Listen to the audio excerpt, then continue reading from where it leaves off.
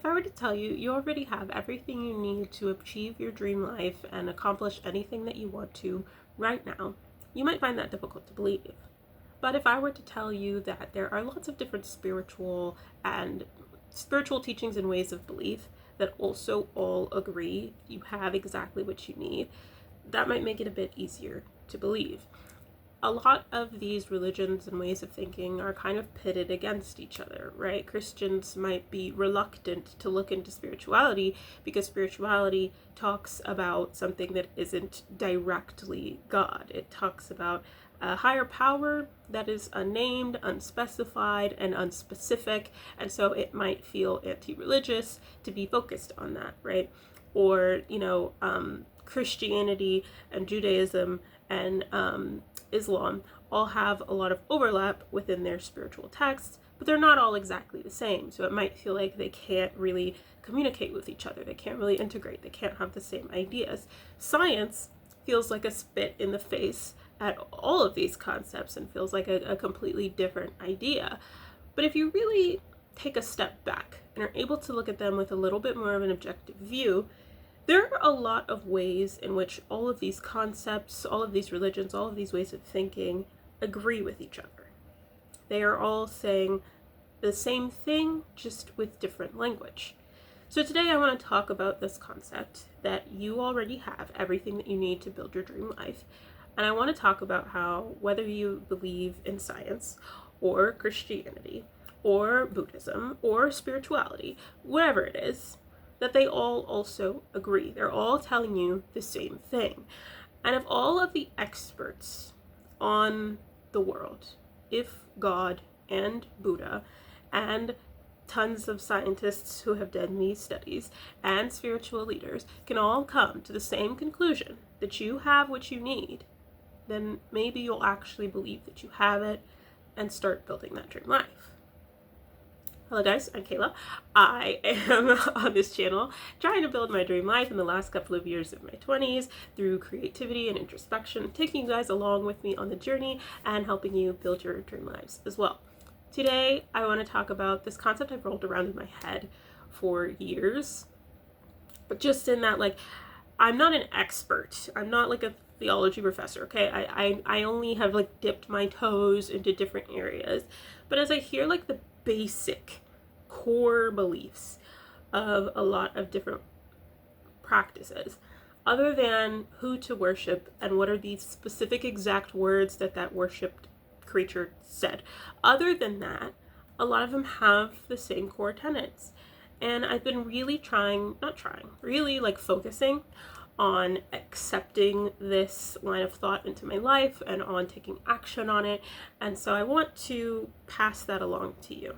That no matter what you believe, you already have what you need to win. You can achieve whatever it is that you're aiming for. You just need to believe that you can. Okay, so we're going to talk about this from a couple of different perspectives because I believe that there's power in numbers and that obviously we're never going to know the objective truth of the world and the universe. But I think if all of the experts can come together and agree on this one thing,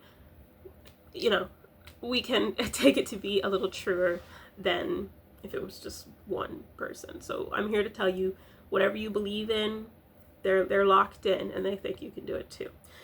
So let's get into the different ways in which this is explored. So number one would be, I'll say that we can start with science.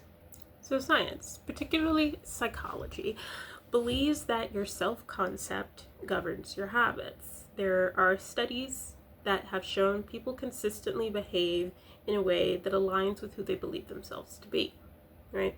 So if you simply believe yourself to be something more than what you already are, you will behave in a way that aligns with that, right? So for me, I'm trying to build my dream life. Part of it, that sounded crazy, I don't know why, but part of what I'm trying to build is that I'm trying to start a creative business. I want to be able to make my own money and live for myself. So part of me being able to achieve that is going to be me believing that I can achieve that. Because another option that I have is to continue to work at my current job, and I believe I can do that, right? I'm already at the job, I just have to keep doing it, whatever. So because I believe I can do that, when work starts for me in another hour, I'm going to clock in, I'm going to do my job, I'm going to, do my best, give my company what they paid me for, and do what is expected of me in order to continue to work at my job. So if I contrarily believe that I can start this creative business, then when I get off work and when my time becomes mine again, I am going to be working on designing my products, working on increasing my landing page, working on doing whatever it is I need to do for the business. If I didn't believe that I could, it would be a lot harder to try, and it would be a lot harder to act in a way that is aligned with my capacity to do it. And so this belief, the idea that your self-concept governs your habits, and that studies show that people act in ways that reinforce who they believe themselves to be, it's not purely a psychological idea, right? It's been accepted by many schools of thought. Another example would be Christianity. If we look to Christianity, there is kind of the same belief there, that you are who you say you are. You'll do what you say you'll do. And that if you are able to kind of recreate your self-concept, then you're able to recreate yourself more in God's image, and you become a new creation, and you're therefore able to do different things, right? And if you're creating yourself in God's image, then you're able to do pretty much anything that you set your mind to, as God would be able to as well. So some scripture that I pulled that kind of talks about this, just really short. Proverbs 23:7, as a man thinks in his heart, so is he. So you are exactly what you think you are. Your self-concept is going to govern your beliefs. And in Corinthians 5:17, therefore, if anyone is in Christ, he is a new creation. If you are, believing that you're in alignment with God, you are basically reborn and have completely new capabilities and completely new capacity to achieve whatever it is you're trying to achieve. It doesn't end with Christianity and science. We can take this into a different religion. I chose Buddhism for this video. We can take this into Buddhism as well. So in Buddhism is a bit complicated because it is meant to exist in the language in which it was created. Translating it into English always creates issues, and I'm not an expert, but as far as I can understand, Buddhism avoids the concept of like a fixed self. It avoids you being anything in particular, but it does acknowledge mental formation. It does acknowledge that although you are not you per se, you are still you. That's really weird. Buddhism is difficult to explain, but the concept. I'll pick a quote to like make this make sense. Let me pick a quote. Okay, Dhammapada once said, "We are what we think. All that we are arises with our thoughts," which is precisely this concept from the psychological perspective. We are what we think. We, as Buddhism states, we don't have a particular specific form. We are this kind of, we are everything and we are also nothing. We are amorphous. We don't truly exist in a fixed state. And so therefore you can be whatever you want, really. Whatever you say you are, that is what you are. So if you say you are someone who is going to build their dream life, then that is what you are. If you genuinely believe that, then you will act in a way that supports that, and you will find your way back to that. And obviously all of this ties well into this spirituality, which isn't really a defined way of believing, but there are some kind of agreed upon concepts. So like spiritual frameworks, we'll call them, they often speak of embodying a version of yourself that already exists energetically. A you that is already achieving whatever it is that you want to achieve and becoming them, stepping into their reality, shifting over into this new alignment sphere where you're basically just going to be someone different and things are just going to go differently simply because. The simply because isn't because spirituality, because magic. It's because that's how people work. That's just how our brains work. if you believe that you can do something, you're much more likely to act in a way that brings that thing to you. So the point of tying this all to these different religions wasn't just to show that these different religions all believe the same thing. That could be helpful to some of you, knowing that like this concept is supported across many different verticals, which makes it more likely to be true. But it could also just be that the vertical on which you first heard it, maybe spirituality, is not the vertical that you're on.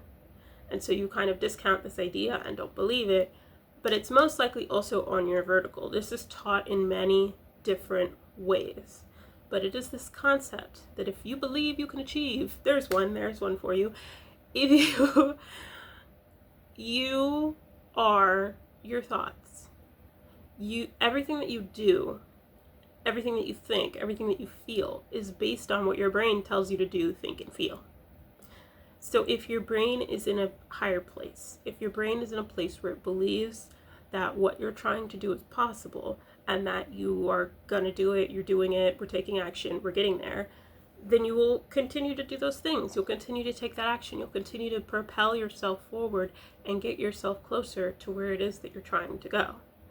If you never believe that you can, then obviously you never will.